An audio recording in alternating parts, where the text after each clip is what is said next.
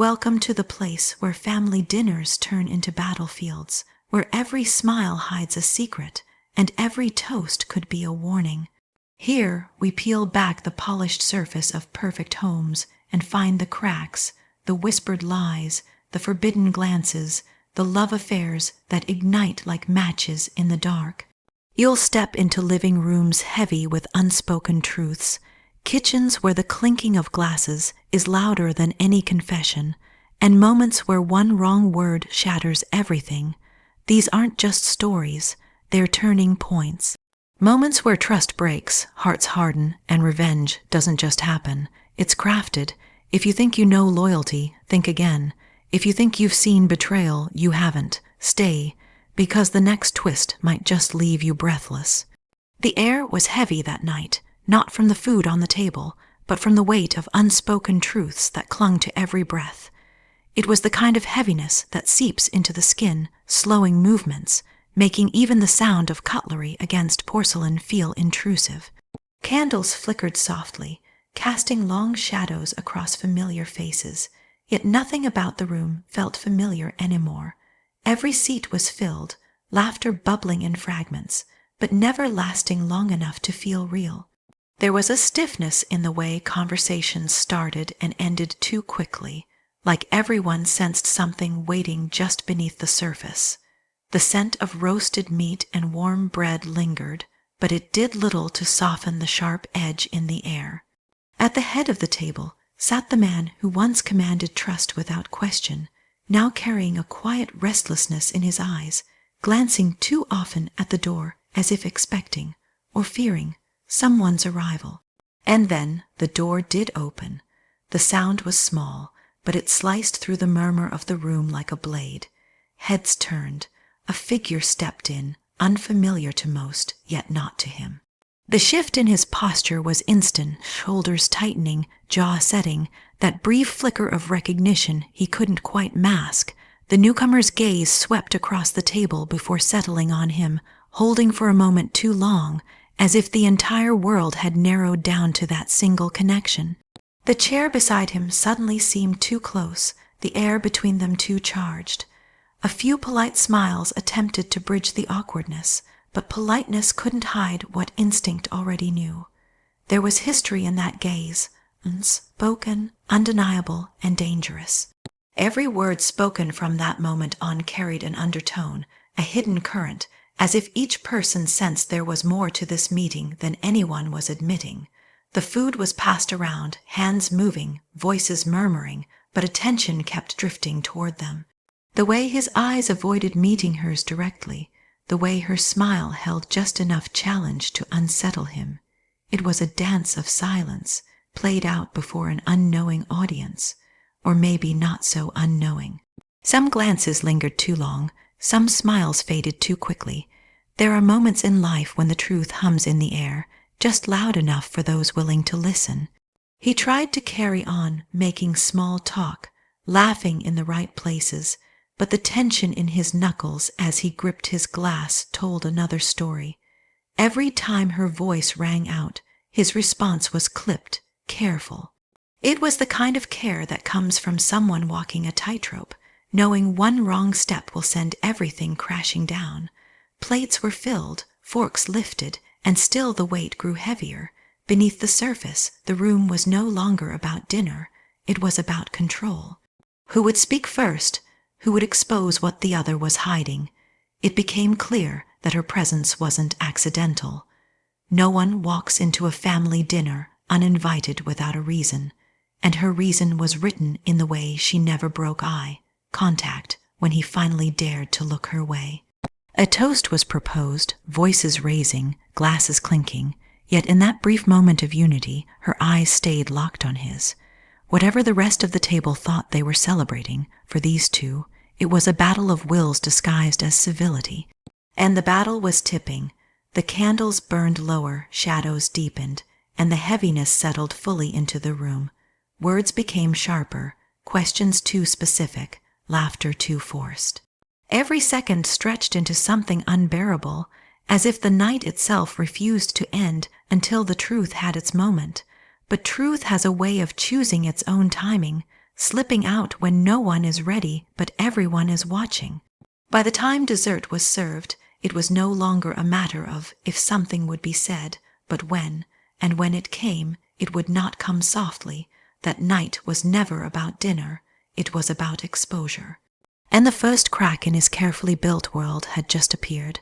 A stranger's gaze lingered too long, carrying a familiarity that didn't belong in a room filled with family.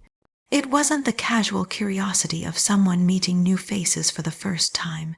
It was deeper weighted, as though a private history was hanging in the space between two people. No one else seemed to notice at first, but that gaze. It didn't wander. It stayed fixed, deliberate, and far too knowing for comfort. The stranger's expression was calm, almost polite, but the eyes told a different story, one of shared moments that could never be spoken aloud here. A subtle smirk played at the corners of those lips, not quite a smile, not quite a challenge, but enough to send a quiet message that didn't need words. Across the table, the man at the head tried to keep his composure, hiding his reaction beneath the safe mask of conversation and laughter. But masks have a way of slipping when someone is watching too closely. His fork hovered above his plate, his replies to questions delayed by a fraction of a second too long. He avoided looking directly at the stranger, but that avoidance was louder than any confrontation could be. The rest of the table carried on stories shared, jokes told, but the tension between those two was a thread pulled too tight, invisible to most, but ready to snap at any moment. And it wasn't just the way they looked at each other. It was the way silence fell whenever one of them spoke, as if the air itself paused to listen. It was in the way the stranger's fingers traced the rim of their glass, slow and deliberate, like each movement was a reminder of something already known. It was in the way his hand tightened around his knife when that gaze became too bold. Family dinners have a rhythm, familiar voices, clinking cutlery, the occasional burst of laughter. But that night, the rhythm was broken. The stranger's presence was an offbeat note that shifted the entire melody, a dissonance that could not be ignored, and the more it went unnoticed by others, the more it seemed to grow, feeding off the secrecy of it all. It wasn't long before others began to notice the oddness. A few glances exchanged, eyebrows subtly raised. One or two people shifted in their seats, their smiles a little tighter, their eyes moving between the two of them, as if silently asking questions no one dared voice. Whatever bond existed between them was not the kind that belonged in this setting, not the kind that could be explained away with a harmless backstory. And yet he kept up the act, asking the stranger polite questions, nodding at the answers, even managing a laugh here and there. But his posture told a different truth. Every muscle in his body seemed on alert, his breathing just a touch uneven, like someone who knows a secret is about to spill and can't stop it from happening. The stranger, on the other hand, seemed in complete control. There was no rush, no hint of nervousness, just that same steady gaze, as if daring him to break first. There's a certain power in being the one who knows something others don't. The stranger wore that power like a second skin, and all the while the room kept spinning on its fragile axis. Glasses were refilled, dishes passed around, stories told, but beneath it all was that silent, charged current between them. It was the kind of tension that didn't fade. It built slowly, deliberately, until it felt as though every person in the room could feel the change, even if they didn't yet understand it. The truth has a way of revealing itself in the smallest cracks, a slip of the tongue, a misplaced glance, a familiarity that cannot be hidden no matter how much one tries. That night, those cracks had already begun to show, and the gaze that lingered too long was only the first fracture. Some betrayals aren't shouted from rooftops. They begin quietly, in rooms filled with people who think they know each other, in the way two sets of eyes lock for just a second too long. And once that happens, There's no going back. The man at the head of the table smiled, but his eyes betrayed him, darting, restless, as if afraid the past might suddenly speak. It was the kind of smile that looked practiced, the kind someone wears when they want to control the room, to keep everyone convinced that all is well. But his gaze told a different truth, one that slipped through the cracks, no matter how hard he tried to keep it hidden. Every so often, his eyes flicked toward the same corner of the table, then away again, as though contact for too long might set off an explosion. The rest of the room carried on, forks scraping plates, wine glasses clinking, conversations overlapping in warm tones. But under that warmth was a thread of cold tension, one only visible to those paying close attention. The way his hand lingered too long at the stem of his glass, the way his laugh came half a second late, the way he seemed to scan the room as if measuring every word spoken. He wasn't relaxed. He was guarding something. He tried to make it seem natural, joining in on light-hearted jokes, asking the right questions, leaning back in his chair as if comfortable. Yet the slightest twitch of his jaw gave him away when a certain voice cut through the noise. That voice didn't just reach his ears. It unsettled him, made him shift in his seat, as if every syllable was a reminder of something that should have stayed buried. The candles flickered in the center of the table, casting shadows that moved over his face, sometimes softening him, sometimes sharpening the lines until they seemed carved in stone. His smile didn't falter, but the light caught the tightness in his eyes. They were scanning for danger, for any sign that the past might rise up and shatter the fragile facade he'd built. And then it happened, an innocent enough comment from across the table, a remark that should have blended into the rhythm of the evening. But for him, it was different. It landed like a stone dropped into still water, sending ripples through every nerve in his body. His fork paused midway to his mouth, his gaze darting briefly toward the source, then away again, as if hoping no one else saw the reaction.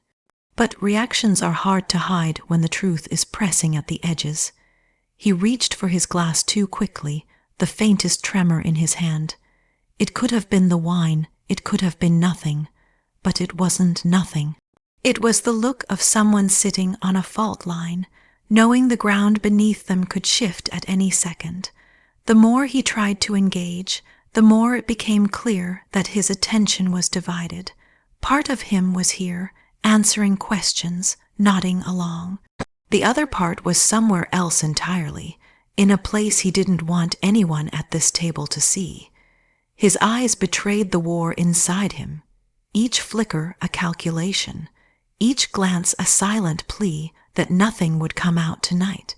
The rest of the table might have believed his calm, but the air was different. There was a weight in it, a quiet expectation that something was coming.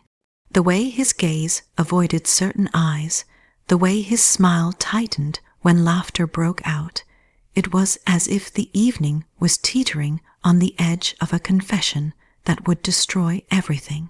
When he leaned forward to refill someone's glass, the movement brought him too close to the source of his unease.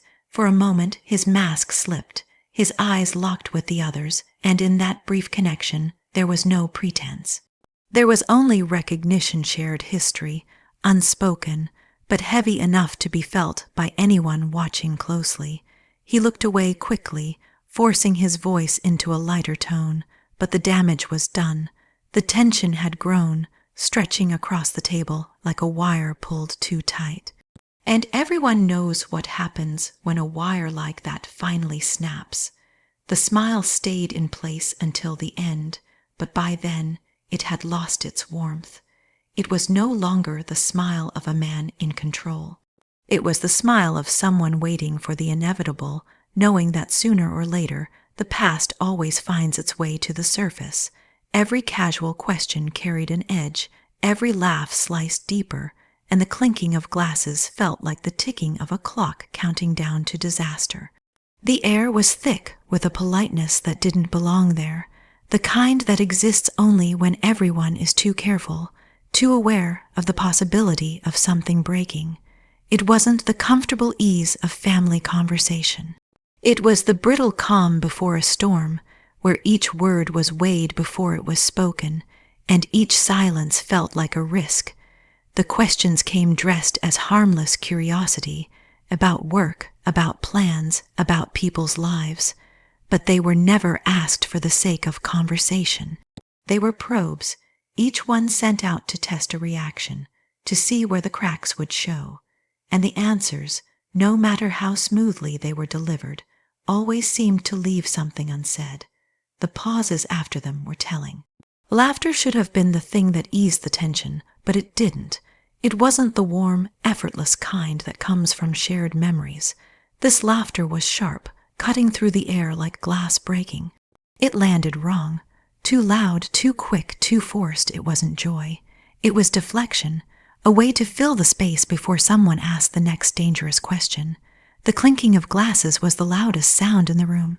Every time a glass touched another, it echoed like a signal, like the tick of a metronome, counting down to the moment when civility would collapse. And with each tick, the unease grew stronger. Even those who didn't know what was wrong could feel it in their bones. Something was coming. The man at the center of it all kept his voice even, his smile in place, but there was strain in the way his hands tightened around his utensils, in the way his eyes shifted too quickly when certain names were mentioned. The stranger seated across from him never flinched, never looked away, answering each question with calm precision. Every time their eyes met, there was a flicker of something unspoken, an acknowledgement that the room was playing a game neither of them had agreed to, but both understood perfectly. There was a moment when someone asked about a trip he had taken earlier in the year. His answer was brief, almost dismissive, but the way the stranger's lips curled at the corners said otherwise. It wasn't a smile of amusement. It was a smile of possession, of knowing. It was the kind of smile that made the air grow heavier, because it didn't belong to someone who had just met him. It belonged to someone who had been there. Each exchange built on the last, like slow drops of water wearing away stone. The questions became slightly more pointed, the silences longer, the glances sharper. The rhythm of the evening was no longer about eating or drinking or celebrating anything. It was about watching for the moment when the first truth would slip out and the rest would come tumbling after. The plates on the table were still full, though people picked at them out of habit. Appetite was gone. What remained was the performance, voices rising in mock cheer, hands gesturing in polite conversation, all while the real conversation was happening without words. It was in the darting of eyes, the tightening of jaws, the way one foot tapped under the table, impatient for the inevitable, and then, for a fraction of a second, the mask cracked. He laughed too hard, too quickly, at something that wasn't even meant to be funny. His voice caught in the middle of it, the sound faltering before he could hide it. The stranger's gaze stayed on him, unblinking, letting the silence that followed settle heavily over the table. The clinking of glasses resumed, softer now, more deliberate, as if every touch of glass to glass marked the approach of the end. The countdown was nearly over, and everyone, whether they realized it or not, was bracing for impact. Some moments in life are quiet not because nothing is happening, but because everything is. That night, disaster didn't arrive with shouting or broken plates. It arrived in the stillness after the last laugh, when no one could pretend anymore. When the truth finally slipped, it wasn't whispered. It tore through the room like shattering glass, leaving silence so loud it hurt. There was no warning, no gentle unraveling, no slow build toward confession. It came in a single sentence, spoken with the kind of clarity that doesn't allow for denial, a sentence that made every fork freeze halfway to every mouth. It didn't come from the one who had been carrying it. That would have been too controlled, too easy to contain. It came from the one who had nothing left to lose, the one whose presence at the table had been the unspoken question all evening. The words hung in the air, sharp and undeniable, slicing through the last fragile threads holding the moment together. Faces turned. His first instinct was to laugh, to brush it off as some kind of joke, but laughter requires breath, and his had caught somewhere deep in his chest. The muscles in his face strained against the smile he tried to wear, but it was too late. Everyone had seen it, the flicker of panic, the quick tightening of his jaw, the way his eyes darted toward the source of the words and then away again, as though contact might ignite the room. The stranger's gaze never wavered, steady and unyielding, a silent declaration that there would be no retreat. Around them, the table became an audience, every person caught between disbelief and the slow dawning of recognition. It's strange how quickly a room can change, how in the span of a few seconds warmth can turn to cold, and the people you thought you knew can begin to feel like strangers. He opened his mouth to speak, but words failed him. The explanations that might have worked before no longer had weight. They would sound like exactly what they were, excuses. The kind people tell themselves when they need to rewrite history into something less damning. But the truth has a way of making those stories collapse. Someone set their glass down too hard, the sharp sound echoing through the silence. The smell of the food, once inviting, now felt intrusive, almost sickening. No one reached for their plates. No one tried to smooth over the moment. It had gone too far for that. The stranger didn't repeat the words. They didn't need to. Once spoken, they became part of the air itself, impossible to take back, impossible to pretend away. And it wasn't just the words. It was the weight behind them, the history they hinted at, the undeniable connection that every person at the table could now see. His hands trembled slightly as he reached for his drink, the glass clinking against his teeth before he set it back down.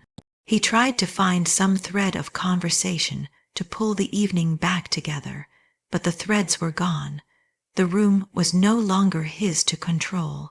Eyes moved between them, searching for more, piecing together the fragments of things that had never made sense before. The late nights, the unexplained absences, the moments when his attention had been elsewhere, even when his body was here, now those pieces fit, and the picture they formed was not one anyone wanted to see. The stranger leaned back slightly, not smug, not triumphant, just certain. There's a particular kind of silence that comes after a truth like that, a silence that doesn't invite conversation, but demands acknowledgement. It sat heavy over the table, pressing into everyone's skin. He didn't apologize. He didn't deny it. He simply stared down at his plate, as if willing himself to disappear into it. But the damage had already been done, and no amount of looking away could undo it. In that moment, the room knew. They knew the betrayal hadn't been a rumor, hadn't been a misunderstanding, hadn't been some passing mistake. It had been real, deliberate, and carried out in secret for far too long. And once the truth is out, it doesn't just live in words. It lives in every glance, every silence, every memory that suddenly looks different when seen in its light. That night, it lived in all of us. That night didn't just change relationships. It burned them to ash, and from those ashes rose a revenge so precise, it could only have been fate's design.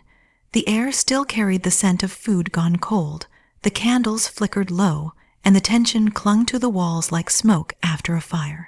The truth had been spoken, and once it left those lips, it moved through the room like an unstoppable wave, crashing into everything it touched. There was no way to go back to how it had been. Every connection at that table had shifted. Smiles that once held warmth now felt like masks. Words spoken in the past, harmless at the time, took on new meanings under the shadow of what had been revealed. Even the way people looked at each other had changed, measured now, cautious, searching for cracks that might reveal more hidden truths. He sat there, shoulders tense, eyes locked somewhere far away, as though staring into a past he wished he could erase. The stranger's calm presence remained unshaken, a silent witness to his unraveling. No one else spoke for a long while. It was as if the room itself was holding its breath, waiting to see who would move first, and that was when the shift began, not in the noise of confrontation, but in the quiet recognition of power changing hands. His control over the room had been stripped from him, piece by piece, and what rose in its place was something colder, sharper, and far more dangerous. There's a certain clarity that comes when betrayal stops being a wound and becomes a weapon. Plans don't form all at once. They come in fragments, small, deliberate thoughts that fit together like glass shards, cutting away the hesitation until all that's left is the resolve to strike. That night gave every fragment needed. His tells were clear now, his weaknesses exposed, and the most dangerous part, he didn't yet realize how much he had given away. The rest of the evening played out like the final act of a play everyone knew was ending. Conversations stumbled forward, attempts at normalcy fell flat, and the pauses between words grew longer. Every eye at the table had seen too much to pretend anymore. But beneath that, something else was happening, a quiet gathering of momentum, the kind that builds until it can no longer be stopped. He avoided looking across the table, avoided meeting the gaze that had undone him, but avoidance only deepens the cut. The stranger didn't need to say more. The damage was permanent, and the silence now carried more threat than any spoken accusation. Later, when the plates were cleared and the chairs pushed back, the final image of the night burned itself into memory.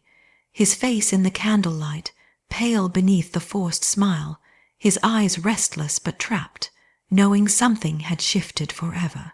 That look would become the foundation for what was to come, the reminder of the night the balance tipped. Revenge is not always loud. Sometimes it is slow, methodical, and exacting, waiting for the moment when it will land with the most devastating precision. That night provided not just the motive, but the blueprint. Every weakness exposed, every ally quietly gained, every opportunity mapped out in the silence between heartbeats. When a bond is burned to ash, it leaves nothing to salvage, only space to rebuild into something unrecognizable. And in that rebuilding, the hands that were once gentle can become the most exacting architects of destruction. The ashes may have marked an end, but they also marked the beginning of something inevitable. Some nights change the course of a life. That one ended it as it had been known, and set in motion a reckoning he never saw coming. If this story gripped you, hit like, subscribe, and turn on the bell, because the next betrayal is already unfolding.